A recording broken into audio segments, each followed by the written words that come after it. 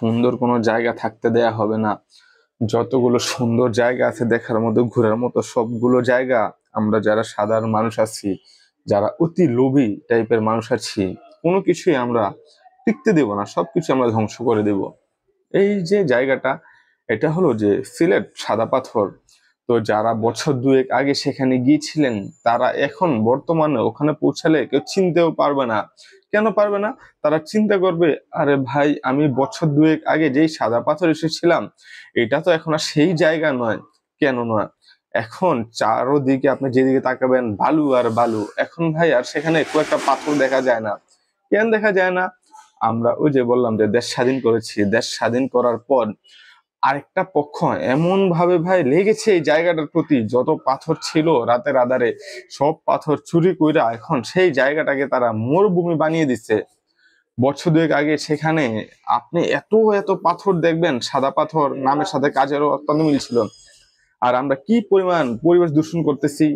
Speed tiger, অন্যান্য যত ধরনের সফট ড্রিঙ্কস আছে সবগুলো বোতল এখানে ফেলে দিছি। আমরা আমাদের পরিবেশ ঠিক রাখতে পারি না। আমাদের দেশের রাজনীতিবিদ তারা কি করলো, পাথর বিক্রি করে কোটি কোটি টাকা কামাই নিল আর পরিবেশটাকে পুরো ধ্বংস করে দিল। এখন আপনি সেখানে পৌঁছালে আগের মতো আর ফিলটা পাবেন না। আগে যে সাদা পাথর দেখলে আপনি খুশি হতেন, এখন সেখানে গেলে আপনার মন খারাপ হবে। এখন আর আপনি সেখানে গিয়ে খুশি হতে পারবেন না।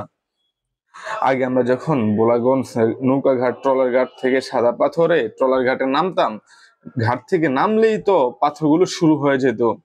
এখন অনেক দূর হেঁটে গিয়ে তারপর আপনার পাথর দেখতে হয়। আমি বিশ্বাস করি যে কয়টা পাথর এখনো অবশিষ্ট আছে সেগুলো আমরা গিলে খেয়ে ফেলবো, সেগুলো আমরা সেখানে থাকতে দেব না। কেন পাথর থাকবে? পাথর আমরা এগুলো দিয়ে বড় বড় দালান কোঠা তৈরি করব, এগুলো ভাঙায় ভুঙায় আমরা বিক্রি করব।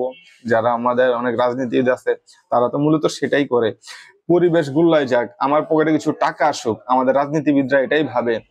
না হয় কত সুন্দর সাদা পাথরটাকে কিভাবে তারা জাহান্নাম বানিয়ে দিচ্ছে। আপনি সেখানে গেলে রাগে হবে। আর সেখানকার প্রশাসন কি করে আল্লাহ জানে। হয়তো বা আমি বেশ কিছু নিজে দেখছিলাম, প্রশাসনকেও নাকি টাকা পয়সা খাইয়ে ম্যানেজ দিয়ে তারপর সেখানকার নেতারা পাথর উত্তোলন করে। আর এই যে পাথরগুলো দেখতেছেন, এগুলো অনেক দূর হেঁটে যাওয়ার পর একদমই ভারতের সীমান্ত ঘেঁষা, যেটা সাদা পাথরের মূল পয়েন্ট, সেখানে গেলে কিছু পাথর পাওয়া যায়। তবে আমি যখন ভিডিওটা ফুটেজ নিছিলাম তখন হয়তো পাথরগুলো ছিল। আর এর মাঝে মোটামুটি 1-1.5 মাস পার হয়ে গেছে। আমি ঠিক জানি না এই 1-1.5 মাসে চাইলে অনেক কিছু ঘটানো সম্ভব আমাদের দেশে। এখন পর্যন্ত এই পাথরগুলো আছে কিনা কে জানে। যেহেতু এত এত পাথর তারা ধ্বংস করে দিছে, আর এখানে এমন একটু একটু পাথর আছে সেটাও হয়তো তারা ধ্বংস করে দিবে। তাদের বুক পিঠ দয়া মায়া নাই কিচ্ছুই। তারা চিন্তা করে শহর থেকে মানুষ আসে এতদিন পাথর দেখতে, এখন বালু দেখবো। অবশ্য তারাও একটু ইউনিক টাইপের মানুষ, তো মানুষ হয়তো বা কিছু মানুষ পাথর দেখতে দেখতে বোরিং হয়ে গেছে, চিন্তা করতেছে এখন তাদেরকে মরুভূমির একটা স্বাদ দেয়, আমরা পাথরগুলো বিক্রি করে ফেলি। যারা এখনকার সময় যেই রাজনীতিবিদরা একটু ফর্মে আছে তারাই মূলত এগুলো করতেছে। আর সেখানকার জেলা প্রশাসক, তাদের কাজ কি আমি ঠিক জানি না।